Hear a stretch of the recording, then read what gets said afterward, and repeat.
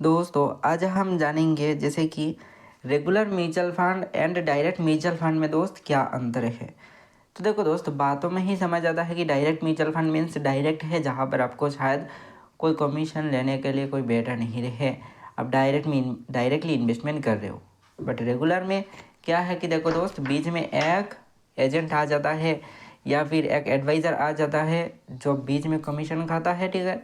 But अच्छे mutual fund scheme में investment करने के लिए आपको दे दिया जाता है, ठीक है, समझ रहे हो।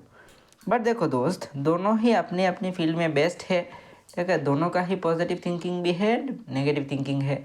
अगर आपने डायरेक्ट म्यूचुअल फंड में इन्वेस्टमेंट किया है, आपका नॉलेज अच्छा नहीं है, तो शायद उस जो है ना एजेंट ने कमीशन जितना खाया है और खाने के बाद जो रिटर्न मिला है ना, वो रिटर्न भी आपको अच्छे नॉलेज ना होने की वजह से नहीं मिल पाएगा। तो देखो दोस्त, दोनों का ही positive thinking and negative thinking तो है ही, ठीक है। डायरेक्ट म्यूचुअल फंड में अगर आपका अच्छा नॉलेज है तो रेगुलर म्यूचुअल फंड से शायद आपको अच्छा रिटर्न मिल सकता था, समझ रहे हो। तो फॉर एग्जांपल के लिए हमने एक समझाया है, जैसे कि आपको समझ आ जाएगा।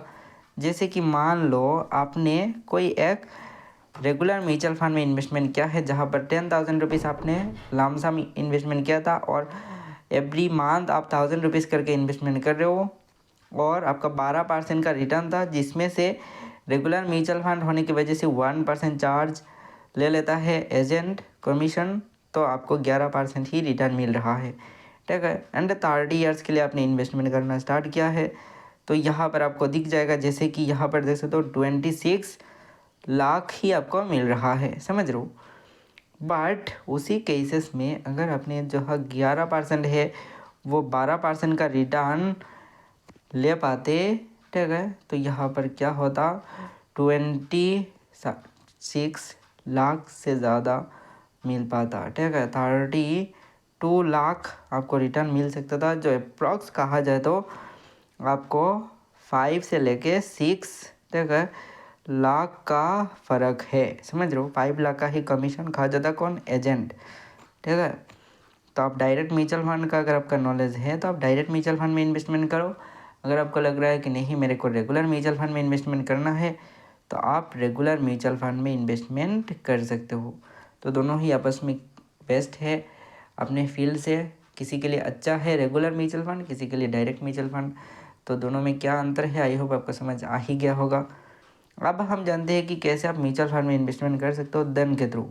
दोस्तों, धन के थ्रू अगर आपको म्यूचुअल फंड में इन्वेस्टमेंट करना है तो पहले धन में आ जाना है। देन यहाँ पर इस म्यूचुअल फंड वाले ऑप्शन पे करना है क्लिक। जैसे आप यहाँ पर क्लिक करोगे देन बहुत सारा म्यूचुअल फंड स्कीम दिख जाएगा, जैसे कि ये है ट्रेंडिंग म्यूचुअल फंड। यहाँ पर आप टॉपअप कर सकते हो, पैसा आपका यहाँ पर दिख जाएगा इन्वेस्टमेंट का, समझ रहे हो। देन थोड़ा सा स्क्रॉल करोगे तो यहाँ पर हाई रिटर्न का सारा mutual fund scheme, index, liquid, large invest कर सकते हो 500 से।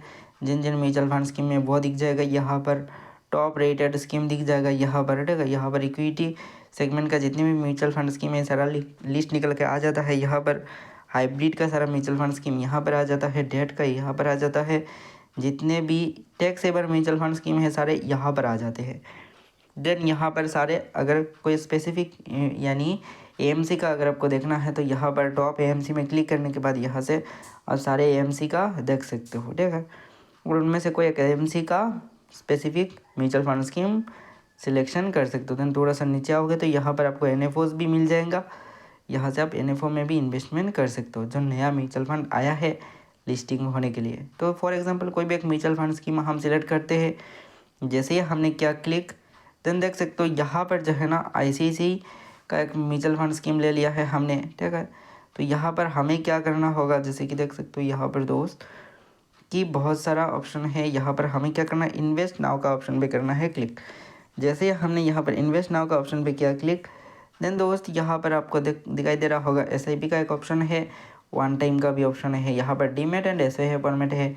एसआई मीन्स डायरेक्ट आप म्यूचुअल फंड में इन्वेस्टमेंट करोगे एएमसी में, और डीमेट मीन्स दोस्त आप प्लेजिंग भी कर सकते हो अपने म्यूचुअल फंड स्कीम को इन फ्यूचर जाके, ठीक है। इसके लिए डीमेट फॉर्मेट में भी आप खरीद सकते हो, इसके थ्रू भी खरीद सकते हो। ये आपके ऊपर डिपेंड करता है। अगर आपको फ्यूचर में प्लेजिंग करने का सोच है तो ऑब्वियसली आप डीमेट फॉर्मेट में ही खरीदो। देन एसआईपी का ऑप्शन है, यहाँ पर एसआईपी सिलेक्शन कर सकते हो।